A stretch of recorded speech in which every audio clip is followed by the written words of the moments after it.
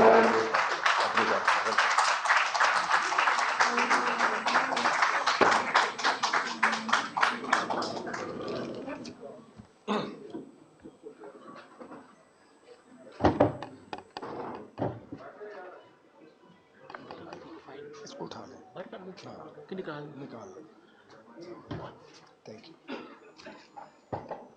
اللہ الرحمن الرحیم. برادر عزیز حامد میر صاحب، جناب سلمان اکرم راجہ صاحب، احمد الرحیس صاحب، رانا کرام ربانی صاحب، ارشد انصاری صاحب، فارق الیاس چیمہ صاحب، معزز خواتین و حضرات، السلام علیکم. میں جناب حامد میر کا شکر گزار ہوں کہ انہوں نے پہلی بار اپنے کسی پروگرام میں مجھے بات کرنے کا موقع فراہم کیا.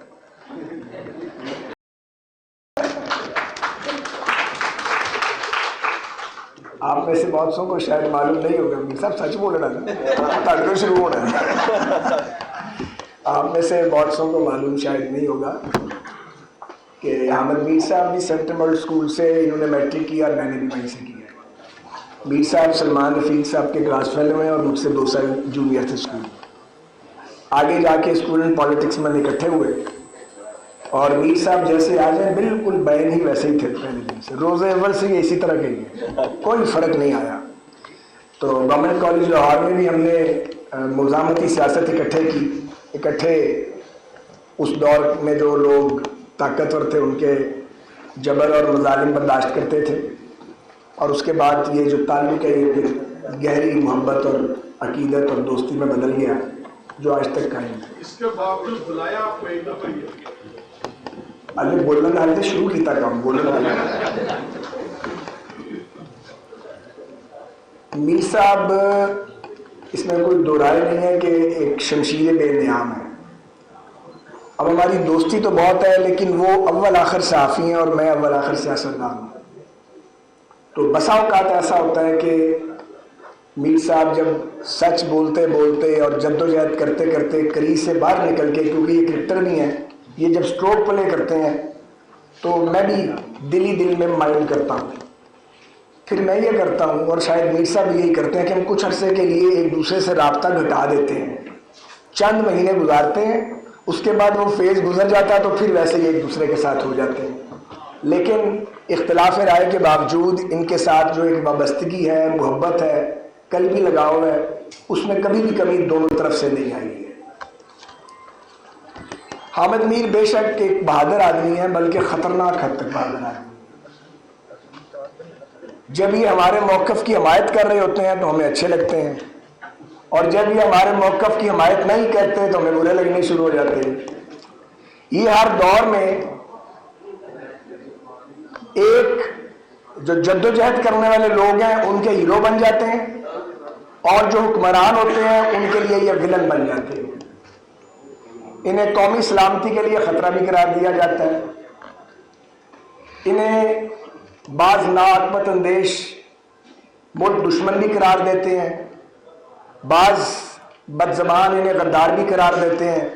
آپ کو پتہ ہے اس ملک میں ملک دشمنی، قومی سلامتی سے متصادم ہونا اور غداری، یہ سرٹیفکیٹ تو بانٹے جاتے ہیں. پتہ نہیں کب تک یہ بدقسمتی ہماری اس ملک میں جاری رہے گی. تو حامد میر صاحب ہر دور میں معتوب بھی ہوتے ہیں اور محبوب بھی ہوتے ہیں. کسی کے یہ محبوب ہوتے ہیں اور کسی کے یہ معتوب ہوتے ہیں. لیکن حامد میر کا سفر الحمدللہ جاری ہے. بامز، تھریٹس اور ان پر جان لیوا قاتلانہ حملے بھی حامد میر کو اپنی راہ سے ہٹا نہیں سکے الحمدللہ.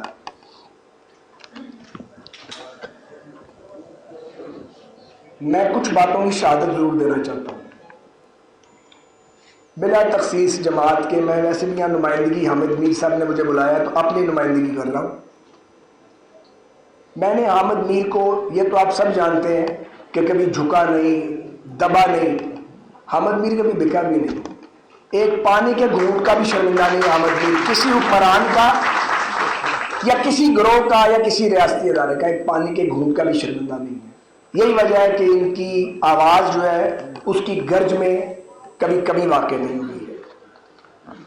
عموماً یہ اپنی جان ہتھیلی پہ رکھ کے 25 سال کے نوجوان کی طرح سیلابوں میں اتر جاتے ہیں. ہم یہ کہتے ہیں کہ تسی 25 سال دے نہیں ہے کہ میر صاحب بڑے ہو گئے ہو, مگر میر صاحب باز نہیں آتے.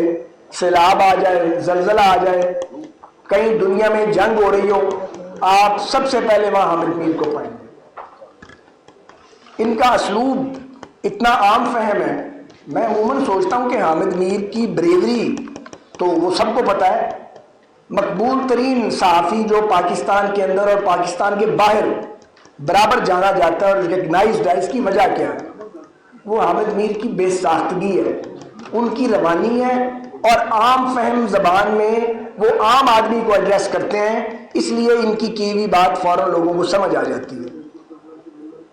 پھر میر صاحب اتنے ہی خطرناک ہو جاتے ہیں کیونکہ جس کے حق میں بات کرتے ہیں اس کو فائدہ ہو جاتا ہے, یہ میرٹ میں بات کرتے ہیں, اور جس سے اختلاف کرتے ہیں اس کی ایسی کی تیسی ہو جاتی ہے, کیونکہ لوگ ان کی بات کو بہت غور سے سنتے ہیں اور ان کی بات بڑی وزنی ہوتی ہے.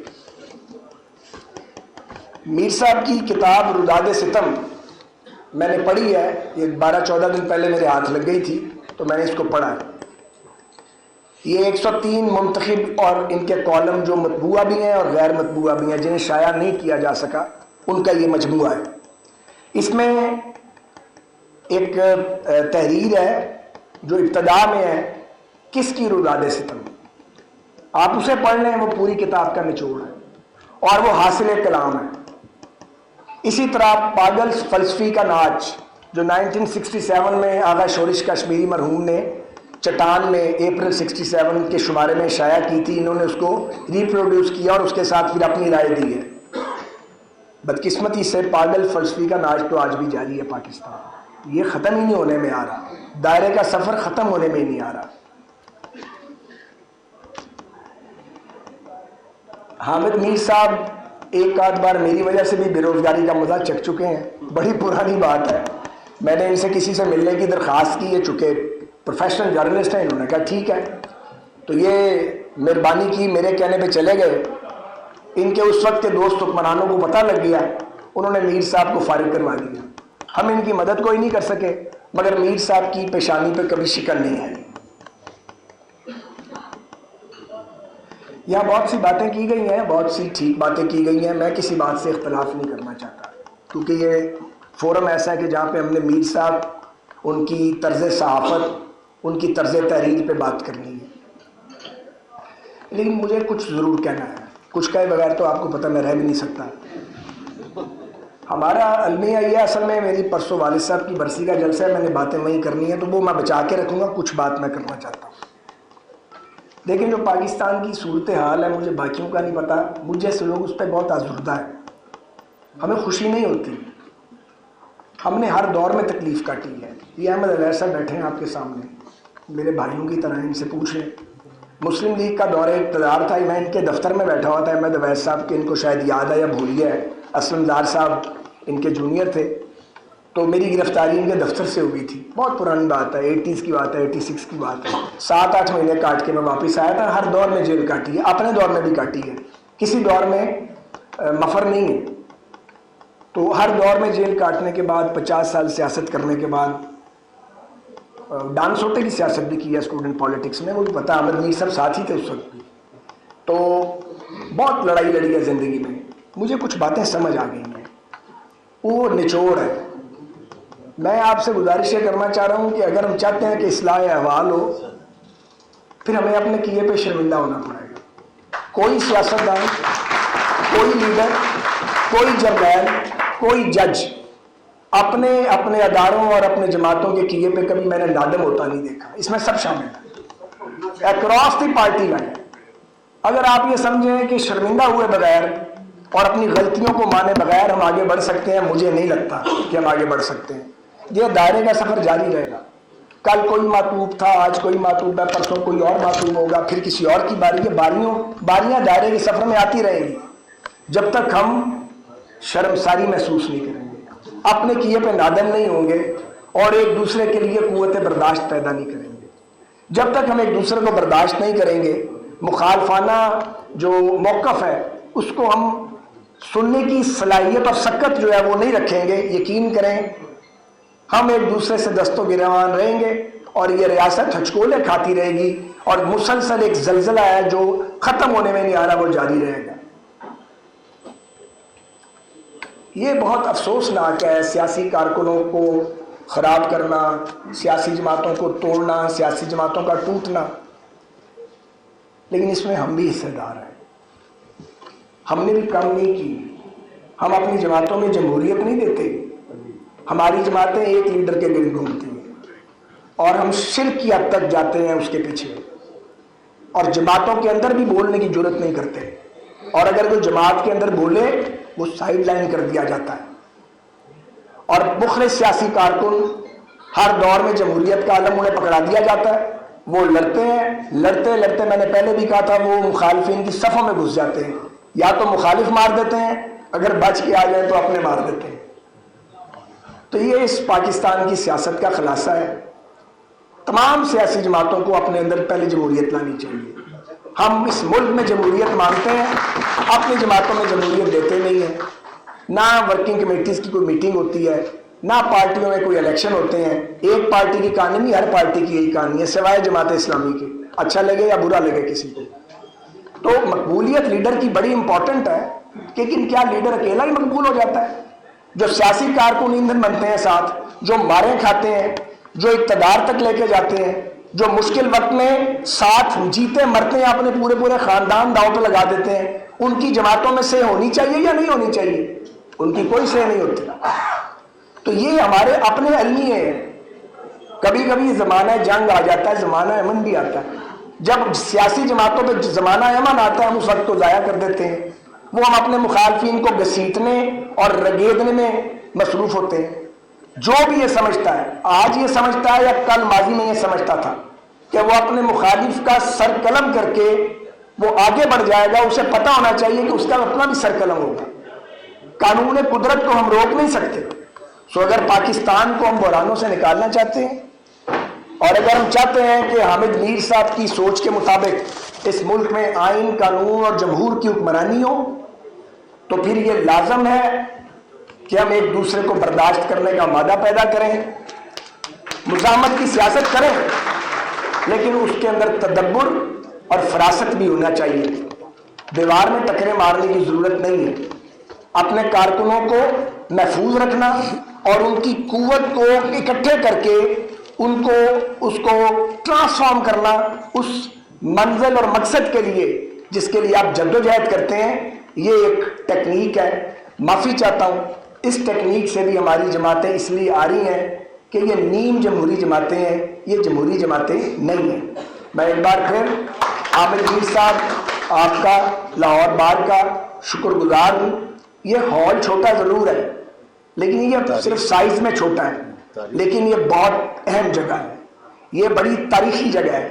یہاں پہ ہمیشہ جمہوریت کی بات ہوئی، رول آف لا کی بات ہوئی، اور آپ کی برادری نے ہمیشہ قانون کی بالادستی کا ساتھ دیا۔ یہ الگ بات ہے کہ جب ججز موومنٹ چل رہی تھی، مجھے 1 منٹ دے دیں کیونکہ میں کراچی شودا ہال میں کھڑا ہوں، ختم کر دوں گا۔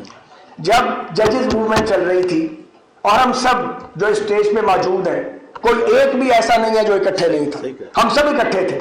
ہم جیلوں میں گئے، خجل خوار ہوئے، پر اب میں سوچتا ہوں یہ ہم نے کیا کیا، ضرورت کیا تھی؟ ہم پیپلز پارٹی سے لڑ پڑے، P T I, Jamaat Islami, P M L N, ہم اکٹھے تھے۔ حامد خان صاحب، میں اور لیاقت بلوچ صاحب اس کی اسٹیئرنگ کمیٹی کے ممبر تھے جس نے سارا وہ لانگ مارچ آرگنائز کیا۔ سب نے جدوجہد کی، سب کا حصہ عدلیہ کی بحالی میں۔ لیکن آپ یہ دیکھیں کہ ججز بحال ہو گئے، ہم نے سمجھا کہ اب آزادی عدلیہ کی آزادی کا سورج طلوع ہوگا اس ملک میں، اور آزاد جج اور سیاسی جماعتیں مل کے ایک صحیح ڈیموکریٹک کلچر کی بنیاد رکھے گی۔ سارا کام ہی الٹ گیا، اور جن کے لیے لڑے انہوں نے آتے ہی جمہوریت میں یلغار کیا اور پیپلز پارٹی کی حکومت کو گرانے کی کوشش کی۔